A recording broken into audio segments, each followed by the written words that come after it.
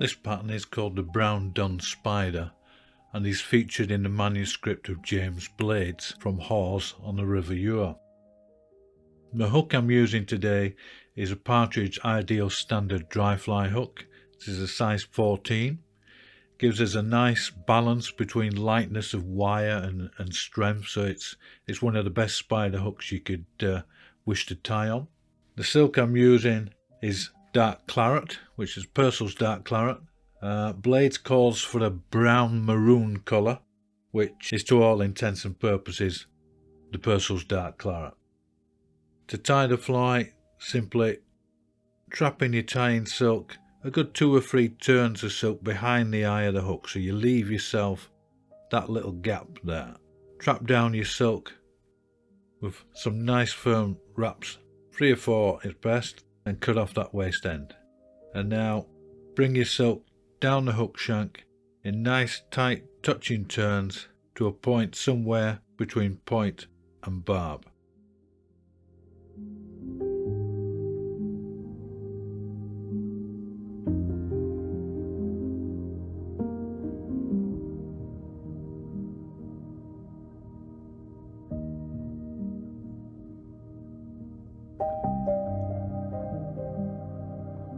And the art of tying these spiders really is keeping tight wraps of silk. And to judge whether your silk wraps are nice and firm and tight, what you should see, as you turn that silk around the hook shank, you should see that hook shank just slightly move and rotate in the vise. So it shows you've got a nice firm wrap of silk going on there.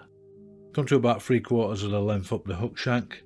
And now what we're going to do is we're going to tie in some ostrich herl. Blades in his manuscript doesn't state what colour it is, but I'm going to use some natural ostrich herl. And we just snip off the end piece and again bind that down with 2 or 3 nice firm wraps of silk.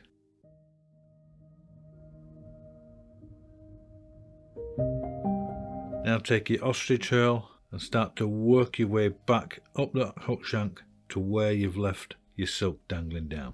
Blades states 3 turns of ostrich herl, but I like to give it a little bit more so it gets a nice pronounced thorax to the fly. And just in between each turn of ostrich herl, just start to fret those fibres back. And you see now it's building up a nice thorax.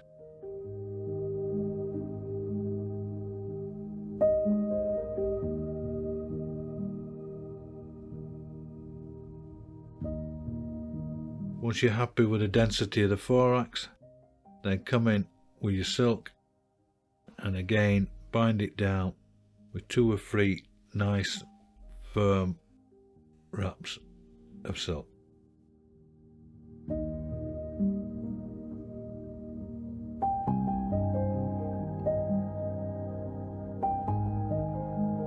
Snip off the waist end, just trim any stray fibres you may have there. And now you're ready for the hackle. In his manuscript, Blades states a snipe undercover, which gives you this nice silvery grey sheen to it.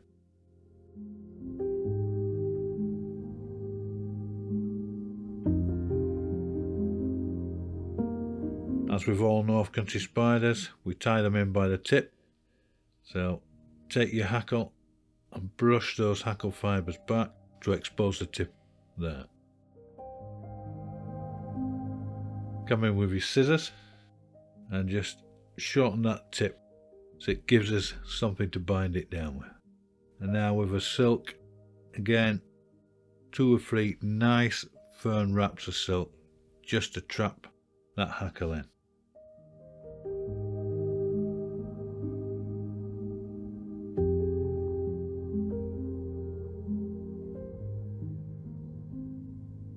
Come with your hackle pliers, firmly grip the hackle, and now just gently brush those fibres back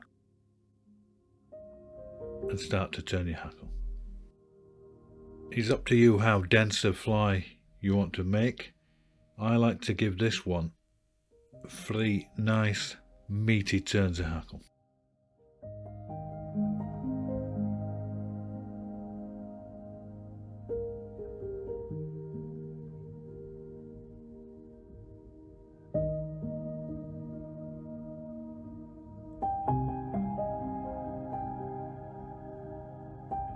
Once you're happy with the density of the hackle fibres, come in with your silk and take 2 nice firm wraps on top of the hackle stalk,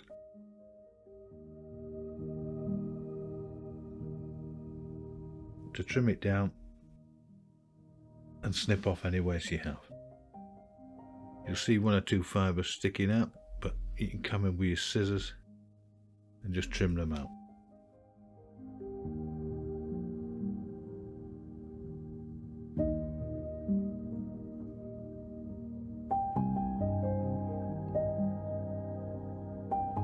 Now with your whip finish tool, just come in and form a nice 2 or 3 turn whip finish.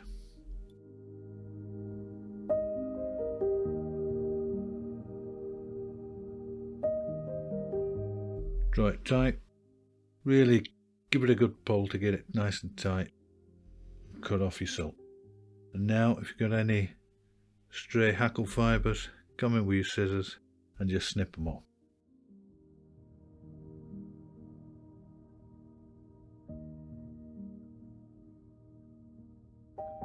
And there we have the brown dun spider from the Blades family of Hawes on the River Ure.